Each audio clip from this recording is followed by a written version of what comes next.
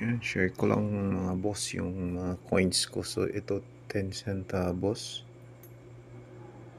1909, 1917, 1918, 1921, tapos ito 1920. Ito 50 centavos. Dito muna tayo sa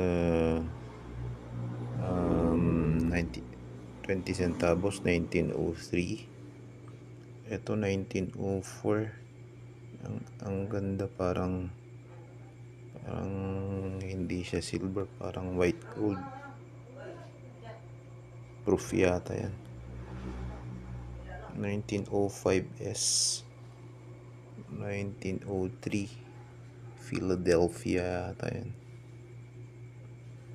1917 at saka 1918 na 20 centavos yan.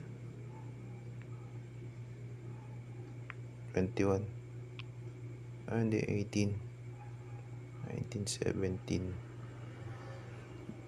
Dito tayo sa 50. Ito maganda, oh.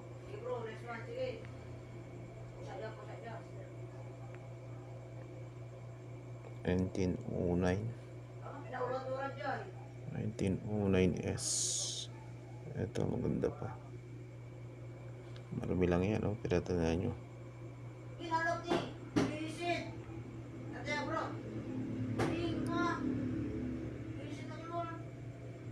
Ganda. So dito 1917 lahat yan na 50 centavos. Dito naman 1920, parang proof ito. Ito almost uncirculated. Yan ang kintab,